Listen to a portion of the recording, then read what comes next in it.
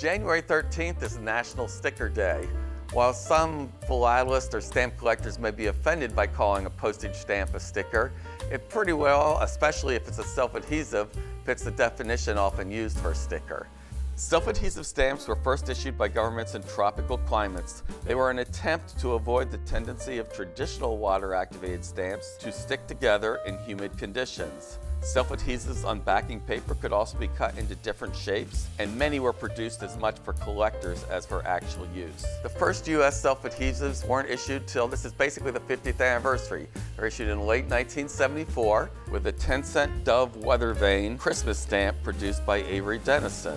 These Christmas stamps were meant to be easier to apply for the public. Unfortunately, the Dove weather vane stamps soon became discolored due to the instability of the adhesive, and collectors did not like stamps that could not be soaked without separating into layers. Avery Dennison continued adhesive technology research, and the United States Postal Service issued self-adhesives again 15 years later in 1989.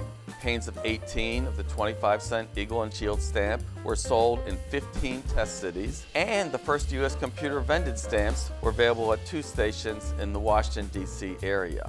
A year later, in 1990, 25-cent flag self-adhesive was issued in panes of 12, with the entire pane being the same dimensions and thickness of a dollar bill. Subsequently, an F 29-cent flag and a 29-cent Liberty Torch stamp were also issued in the format again. In 1992, U.S. self-adhesive postage stamps became available nationwide with the release of Eagle and Shield booklets of 17 stamps. There were actually 3 slight variations of the stamp, each done by a different printer with the denomination in different colors. Since this 1992 release, an option for purchasing self-adhesive stamps has generally been available at all U.S. post offices. In 1999, the U.S. Love self-adhesives were the first U.S. issued self-adhesives in non-rectangular shapes. All the early U.S. self-adhesives had straight edges, but in 1995 the U.S. added die cuts to appear like perforations. All the early U.S. self-adhesives were definitive stamps or special ones for Valentine's Day or Christmas, but U.S. commemoratives began to be issued in self-adhesive format in 1996 with the Tennessee and Iowa statehood issues.